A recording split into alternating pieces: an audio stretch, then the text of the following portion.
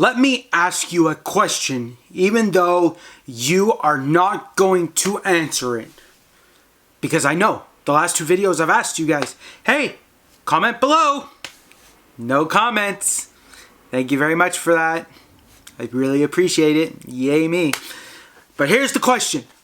What would you do if you were one of the most brilliant minds living in the UK, more like England,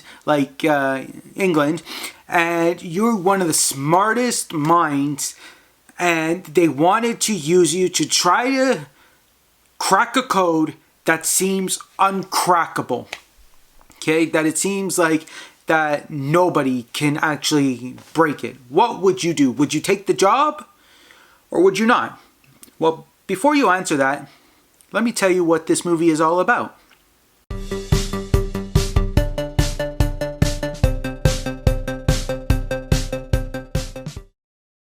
Welcome back to another movie review. Today I am reviewing the movie The Imitation Game.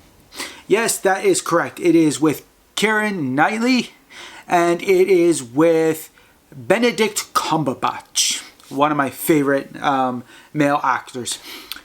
So, goes on that there is a world war going on. This is during World War II. And Alan Turing, who was played by Benedict Cumberbatch, is a brilliant man who likes puzzles and things like that. And he likes to solve them. He likes to break things that seem very impossible to solve. Like puzzles that seem impossible to solve.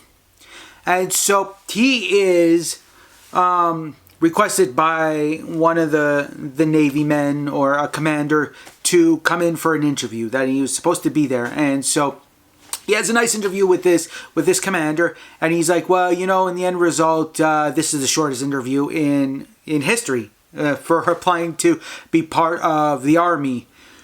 And the job was literally like less than a minute kind of thing. They asked a question, he answered, yada yada yada, and he more or less bombed it. But you know what? In the end result, he really enjoyed these questions, like solving puzzles, solving things. And he's like, well, you know, give me a chance in the end result. And so he gets his chance to figure out how to solve an unbeatable code that the German was using. It's called Enigma. Now, what Enigma is a code where you have to have the letters of figuring out like the key. So the key is like, it could be a few letters or a bunch of letters, however many, and you got to figure out what the key is to be able to decipher what the Germans are putting. So if they put like a letter X on something, it might come out as the letter E, or a T might come out as the letter P, or P might come out as the letter Q. Whichever way, you know, you don't know what they are until you type them in. And so as it goes, you got to figure out what the code is to break Enigma. And so they're trying to figure out, him and Alan and this group of other men. Okay, there are 5 other men, and they think, oh, well, okay, well, we're going to try to figure this out. Well, as it goes, while these 5 men are doing their work of trying to decipher some of the codes and decipher some of the transmissions that are sent over by the Germans, Alan is creating a machine. Now, you must be wondering what this machine is. Well, this machine is called Christopher. What he believes can be done is that he'll be able to cipher the Germans' code. So what the code is like, to be able to, it's the key code. It's like the key word to figure out what they're sending out and all that. And so he believes that Christopher will be able to do this. So he starts trying to build this machine, and he draws it on paper in the first of all, and then he goes up to his commanding officer and he says, I need 100,000 pounds. And people are like, wow, like 100,000 pounds? That's crazy.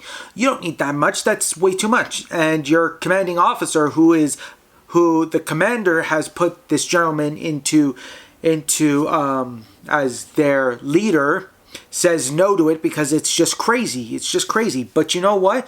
So Alan says no. I'm not going to take no for an answer on this. So he asks one of the people that he knows, and he says, hey, are you going to England? Like, are you going to London? And he's like, yeah, I could be. He's like, well, could you deliver this letter? Well, that letter was going straight to the top, Winston Churchill.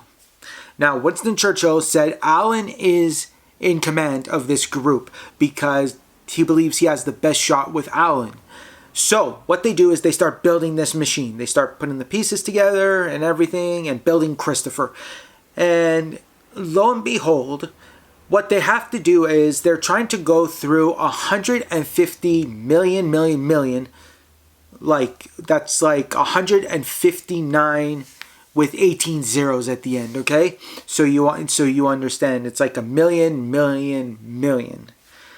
And so they're trying to go through the possibilities before midnight because they have 18 hours from 6 a.m.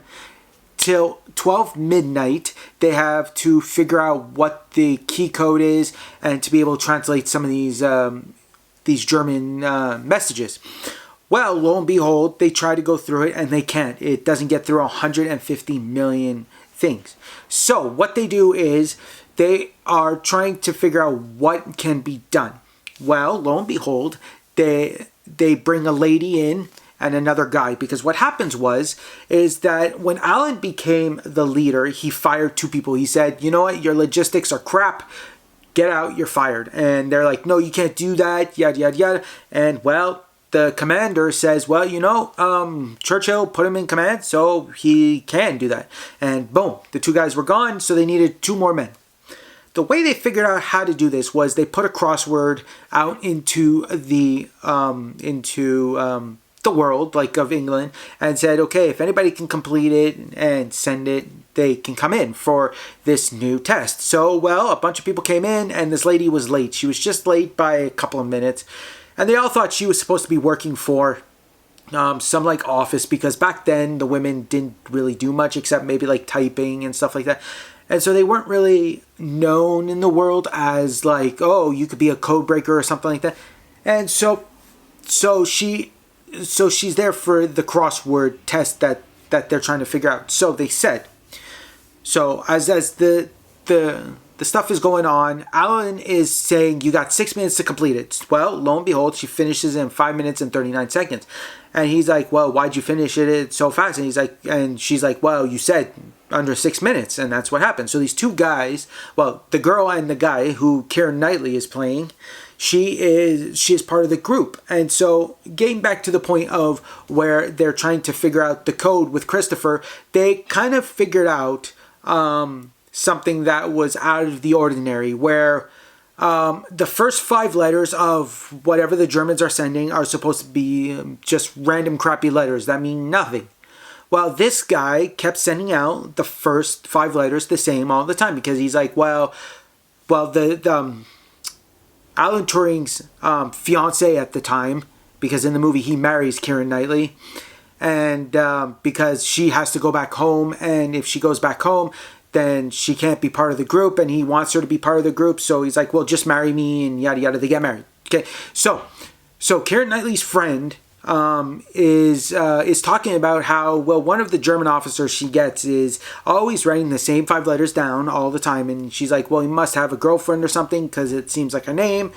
And he's like, well, that's kind of weird. That's kind of weird that's happening. And then Alan, boom, pops into his head, and he's like, that's got to be a coincidence. Okay, so he's like, well, what are the same letters that are the same words, same letters, same stuff that is always going on? Well, 6 a.m., when the letters are when the weather is being read, at the end it says Hail Hi Hitler. And you must be thinking like, well, why the heck?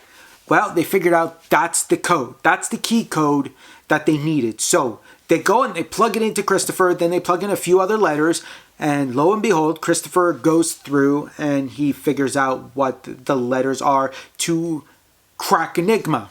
Now, the factor is he didn't have to go through 159 million of different possibilities. He only had to go through what he needed with those, with Hail Hi Hitler and a few 5 letters.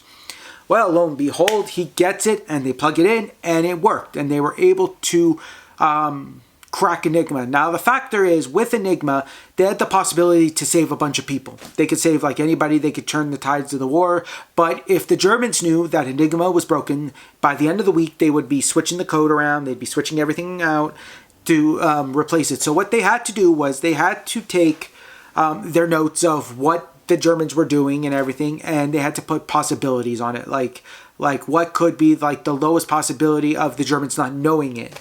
And from there, they would be able to be like, oh, okay, so they'll go and attack this, and then they'll go and attack that, and stuff like that. And, you know, without this code being broken, the turn of the tides with the Germans would not be possible. I mean, there's a lot of different things that would have not been possible to happen.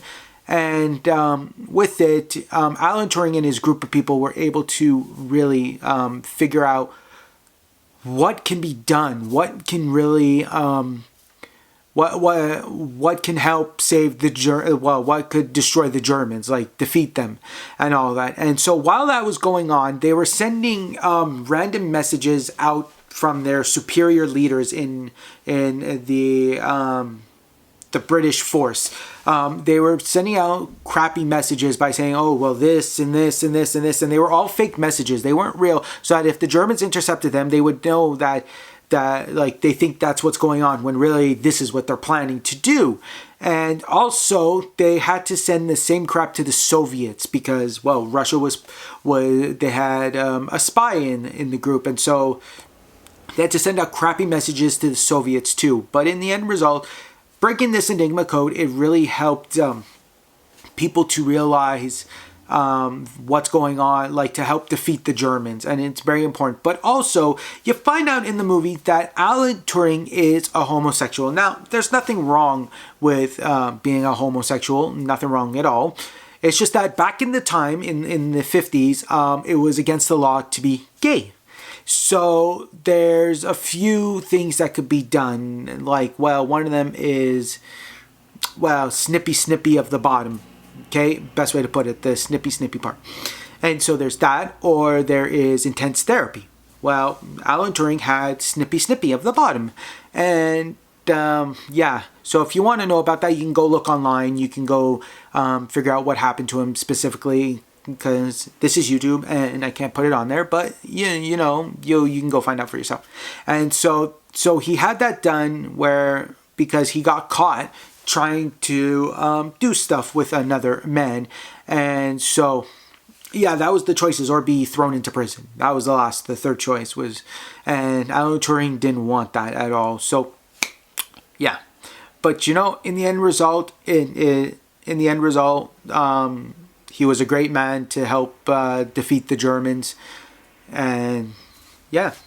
So one last thing just to say. So while this coronavirus is going around, if you're going to work, please be safe. Be as safe as possible, and try to wash your hands as much as you can. Use hand sanitizer, wear gloves. If you have face masks, wear face masks. If you're touching other things, then please be careful.